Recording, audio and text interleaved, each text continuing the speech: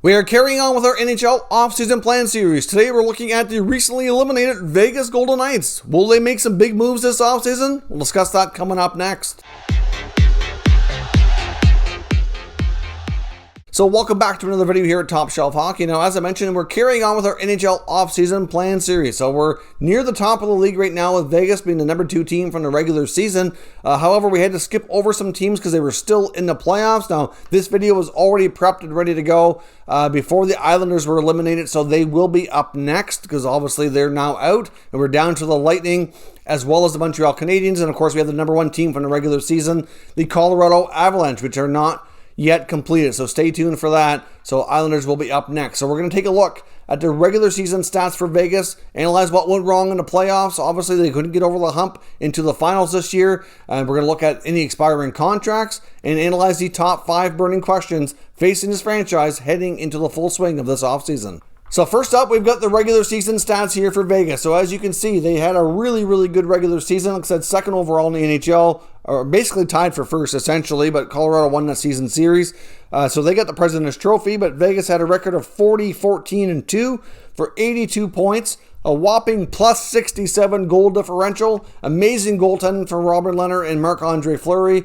Fleury certainly in the Vezina conversation. That was a pretty solid stat. They had high scoring. They really had it all. Vegas looked like a real strong chance to win a cup. And of course, once again, in their 4-year history here, have come close to getting all the way to the semifinals. Now, the power play was a difficult part of their game this year. Now, they finished with a 17.8% success rate in the regular season, which was only 22nd best, and it was even worse in the NHL playoffs. The playoffs, they had the worst power play in the league in single digits. Like, that was a huge part of their demise here. I mean, they have some other things to work on, but yes, the power play, a major part of that. However, on the other side of it, when penalty killing, they were the absolute best in the NHL with an 86.8% success rate, which is simply awesome. They had a really strong blue line, 2 great goaltenders. Defensively, certainly one of the best teams in the NHL, and you would hope they could continue that into this offseason. Now, heading into the offseason, they do have $6 million in salary cap space, which is not a whole lot, and they do have some, relatively key players that are going to be needing to be signed, but there's going to be lots of other potential moves we'll talk about here in the next segments. So let's now jump to the next segment and take a look at any expiring contracts facing Vegas this offseason. Now, from the restricted free agent side, simple. They have nobody. They got no RFAs because this is not a young team. Vegas is really a team that has not really produced a whole lot through the NHL Draft as of yet. They've been in the league for 4 years. They have 1 player on their roster that's a drafted player, and that's Nick Hague, who's, yes, an important defenseman for the future, but at this point, generally speaking, a third pair guy, not playing a big role. Their draft picks have either been traded or have not reached a point where they're regulars in their lineup at this point. So that's certainly something I think they need to work on for the future, because a lot of the guys they've added through the trade and expansion are, they're not old, but they're getting to that point where on the wrong side of 30, and they have to start planning for the future here. As much as they want that cup, if they go too long without building up their prospect pool, they will be in trouble. But it's a cycle that every team seems to go through at some point in their existence here. On the UFA side, they do have 3 players, and a couple of which I would think they'd be interested in bringing back. One, Thomas Nosek, who's been there for the entire 4 years of the existence of the franchise. I would assume they would have interest to bring him back. He can serve a bottom 6 role, but hard to say 100%. You've got Matthias Janmark, who was a deadline pickup and an insurance piece and played a decent role for them, but doubtful he returns because there's not much room that way. And of course, they have defenseman Alec Martinez as well, who I think they'd love to have, but it's going to prove very costly and difficult to do. But a lot of that's going to depend on what else they do here in the offseason, which is going to be mostly through trade because, like I said, there's not a lot of wiggle room with their salary cap space, but they're by no means the only team facing that predicament. So now let's jump into the top 5 burning questions facing the Vegas Golden Knights heading into this offseason. The number 1 top burning question to me is, will they address their depth or lack thereof at the center ice position? This team is constructed very differently than a lot of other NHL teams. Obviously, you can make an argument that they have one of the best back ends between goaltending and defense in the entire league, and they've done a terrific job with that. They were lucky to get Marc-Andre Fleury in expansion, been the face of the franchise so far, and then they added Robin Lehner as a luxury piece to have as a backup, and really for the most part this year you could argue wasn't really a backup, but Flowers certainly had the bulk of the playing time in the playoffs, so he certainly had more of the starting netminder type of distinction, and their blue line has been constructed mostly through trade and free agency, and obviously they're really good back there. You get some really solid elite wingers, but down the middle, not so much. I mean, no disrespect to Chandler Stevenson, but he is not a 1C. I mean, on most teams, at best, he'll be a 2. A lot of teams, he'd be a 3. He's a useful, good hockey player. I like his game. He brings a lot of speed, tenacity, good on the defensive side as well. Like, he's a good hockey player, a good piece for them. But really, they need themselves an elite center to really be able to play with their top elite wingers to produce more offense. That's a big part of the reason why the power play is not much better than what it is, and why in the playoffs that they stumbled. I mean, they really are missing that piece there down the middle. I mean, William Karlsson, another good center, but typically you could say he's a good number 2. I mean, William Karlsson in his first year in Vegas scored 40 goals, really exploded, and played the role of a 1C for pretty much that whole season. But really, ever since, he's kind of calmed down a little bit. He's still a really good player, but not reaching those levels. If you can drop Stevenson down to be your number 3, maybe have Nosek as your number 4, or what are you going to do with Cody Glass? That's another big question too. Like, this young guy's been projected to be a top 6 center since he's been drafted, and 4 years later, still not a regular in the lineup. So hard to say how that future goes, but you have to wonder if they're going to jump into the Jack Eichel sweepstakes, which has been all the rage here ever since they were eliminated. I know that's the first thing I said after they were eliminated is they need a center. That's the one area of this team that has not been addressed.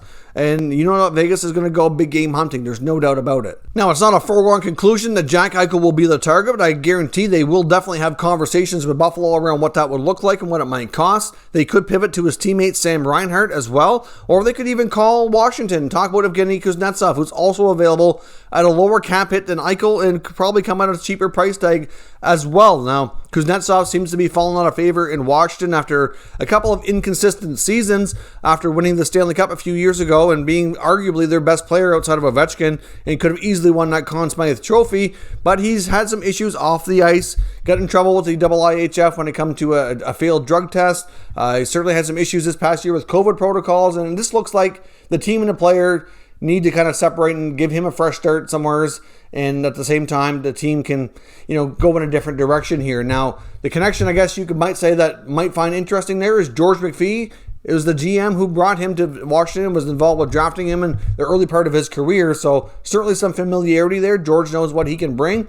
I don't know for sure that he'll be a target of theirs, but I can understand why there might be. He's a really good hockey player, and if he can get himself back on track to play with Stone and Pacioretty, he could be a tremendous fit. So I do think they have a variety of options they're going to look at, but you've seen what Vegas has done so far. When there's a big shiny toy out there in either free agency or the trade market that shouldn't be there, that's not generally available, they're the ones that want it. Bill Foley is a very aggressive owner, willing to spend to the cap, willing to do whatever it takes. He wants a cup there so bad that he's going to be, I don't know if I'd call it overreacting, but being aggressive to make things even better to try to get to the next step as soon as possible. So I do imagine we will see some sort of significant trade from Vegas this year, whether it's Eichel or otherwise, to address that center depth.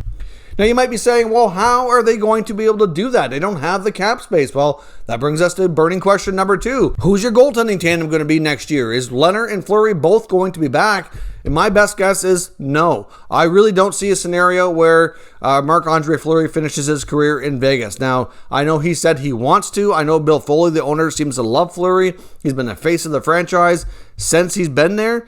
I just don't see how they can do it, to be completely honest. Unless they figure out some other creative way that I'm just not seeing right now. Fleury's $7 million cap hit with 1 year left on it, if they were not there, would give them a ton of flexibility to address their need at center and maybe even be able to bring back Alec Martinez in the back end too. He does have a modified no trade, so there's certain teams he can block, but it was close last year for him going to Pittsburgh. The Penguins were really, really close to bringing him back, so we'll see if they re-examine that or not, or I think if he was going to go somewhere, that's probably going to be his choice. I don't know, but to me, as much as you love Fleury, And as much as he's done so many good things for the team, the community, and everything, he's well beloved out there, and he should be. He's one of the easiest guys to cheer for in the entire NHL. Very likable on and off the ice. I just don't see how, from a business standpoint, they can go down that road when they have a very capable guy in Robin Lehner signed for less money and more years and is much younger. So to me, Fleury does get traded this offseason. Now, burning question number 3 is, even though they are exempt from the expansion draft and don't have to worry about losing a player to the Seattle Kraken, will we still see them do deals with the Kraken? It's quite possible. Now, Vegas, obviously, like I said, they're a unique situation here. When they came into the NHL, they had an agreement with the league that if they expanded within so many years, that they would not have to lose a player. Because clearly, when you're in a brand new team like that, and you think it's going to take some time to build things up to be, super competitive, and then to lose a good player right away would really hurt. I would imagine that Seattle has an agreement in there as well. Now, I don't know if we've seen the full details of that, because at this point, there's no public plans, at least for the NHL, to expand again anytime soon. But it wouldn't be shocking if there's something in their agreement there that they would have the same scenario if it's, say, in the next 4 or 5 years. So we'll have to see about that down the road. But right now, the Kraken are one of the only teams with a lot of cap flexibility. So could Vegas look to move a player, whether it's Fleury or otherwise, to Seattle and, kind of be exploited the same way that they did all the other teams that needed the space when they were going through that process? It wouldn't be a complete shock, because they do have that in their back pocket here as another team now that they can deal with, to try to get themselves the cap flexibility that they're looking for to make the appropriate needs they're looking for. So I wouldn't say it's a foregone conclusion that we're going to see any deals between Vegas and Seattle. I mean, George McPhee and Kelly McCrimmon know firsthand what it's like to take advantage of other teams, and I'm sure they don't want to be the ones being taken advantage of. But at the same time, when you have a desperate need, and you have a team like that can help, you have to at least explore it. But the price tags are going to be so high that it's probably not something we will see, but it certainly is possible if all else fails and they really need to make a move. Now, the next burning question for me is, are we finally going to see the Vegas Golden Knights go with a little bit more youth in their lineup and get a little bit younger here? Like I said, a lot of their players are, they're not old, but they're certainly, most of them, a lot of the top ones at least, are 30 plus now, or at least right around that age. So we have guys like Cody Glass, Peyton Krebs waiting in the wings, trying to get more of an opportunity. As I mentioned earlier in the video, we only had one drafted player actually be on the roster at the end of the playoffs, which was Nicholas Hague, and he didn't even play every single game. He subbed in for Nick Holden on occasion. So certainly I think we're going to have to see a scenario here, maybe at the 2021 draft, that Vegas maybe try to focus a little bit more on getting some more decent players for the future of this hockey club. And maybe if we do see some trades with Vegas, would they consider trying to work out maybe a veteran or two out of the lineup to bring in some more youth, to either get younger, save some money? It probably was going to be beneficial here longer term. Now, they don't even have a ton of players left from the expansion draft, but obviously some of the guys they got, many of us kind of consider them to be gotten in the expansion draft, but some of them were actually trades with the expansion draft implications, or deals, side deals. Like Shea Theodore ended up there that way. Riley Smith was technically traded, but then Marchessault was the pick, and things like that. So they got two guys from Florida. Obviously, William Karlsson was drafted in the expansion. Braden McNabb, Fleury. There's a decent amount there. Like the core guys, the bulk of them are there that way. But of course, they traded for Pacioretty. They traded for Stone. You saw them get Pietrangelo in free agency. They traded for Robin Lehner. So there's a good mix there. They don't really have a lot that they've actually brought up through the organization. I really thought 4 years in, going on year 5, that they would have more prospects waiting in the wings and would have more of an opportunity here to actually start to get a little bit younger. Because when you go through expansion, a lot of those younger players are not available to you. You don't have a chance to get too many of them. I mean, they did get a bunch that were kind of in their later 20s. Like I said, they're not old. They're just not young. And they're kind of getting to that point here in the next couple of years. If they don't have a lot of prospects waiting to take over some of those spots, they're going to start to find that they're going to become an older team. They're going to start slowing down. And if they don't get that cup in the next couple of years, that window's going to start to close. They're going to have some of these contracts that could possibly not look so good at that point if those players start to be less productive. And it could go the other way, and they could be more of an average or below average NHL team. Now, it's going to take a little while to get there. I'm just a little concerned over their future in the youth. And to me, this offseason, I would spend some time trying to work on that so that you can be more prepared further down the road. And the last burning question for me is, how are they going to fix this power play? The power play was an absolute disaster in the playoffs. It wasn't great in the regular season. And for a team that has lots of offensive firepower, they really need to figure that out. I don't know if they make a change to their coaching staff. Maybe the coach looks after the power play is changed. I don't know if that's a possibility. Or maybe bringing in that top center that I talked about that's so greatly needed. Will that make a big enough of a difference? I mean, they get guys like Pietrangelo and Theodore on the back end. They've got the power play quarterbacks. They've got some solid wingers. You know, obviously that center guy is the guy that's missing, but still, like, you know, there's something has to give here. This team cannot be that bad on the power play if they're going to have a chance to succeed here. So to me, that's also a major area of focus, and it kind of goes in line with some of the other moves we talked about here leading into this offseason. They probably all kind of go hand in hand. So let me know what you expect from the Vegas Golden Knights this offseason. Are we going to see them have another offseason once again where they go after a big name player? Could it be Jack Eichel, Kuznetsov, Sam Reinhart? Makes a lot of sense that they'll at least explore it. Let me know what your thoughts are on them getting it done in the comments. If you're new to the channel, make sure you subscribe and stick around. We'll keep you up to date with all the latest news on all 32 NHL teams. And of course, stick around for the remaining videos coming soon in this series. Thanks for watching, and I'll catch you next time.